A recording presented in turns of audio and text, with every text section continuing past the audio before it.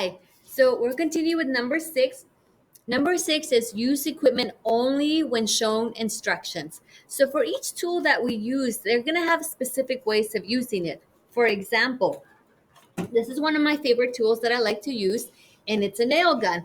Now we can do so many fun projects, building frames, putting things together, but you need to know how to use it because if you don't use it right, if you put your hand in the wrong thing, you can actually nail your hand.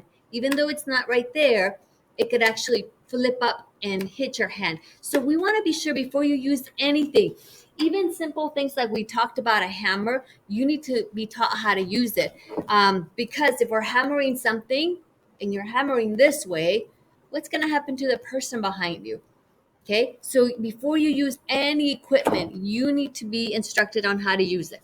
Okay, very good.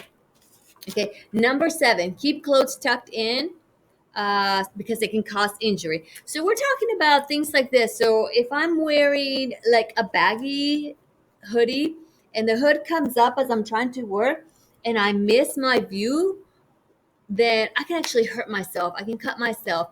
Or same thing, when anything that is obstructive, you want to be sure that you remove it. Okay, number 8, long hair tie back. Most of you guys who have known me, I usually put my hair in a ponytail or somehow, somewhere where it's out of the way. Not that I'm going to be fussing with it or I'm going to be messing with it. Because what if this gets caught into a machine and the machine pulls you in? So that can cause a lot of injuries. So if you have long hair, I'm always going to ask you to tuck it back, pull it back. You guys are allowed to wear hats in my class because when you go into the building and construction, there's a good chance that you're going to be outside. So we do allow hats in here.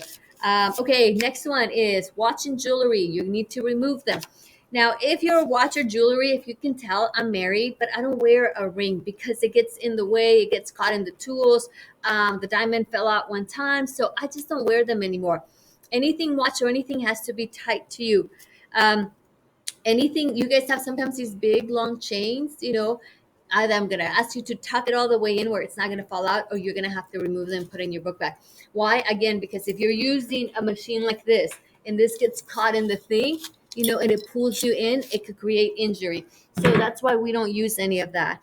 Um, Let's see.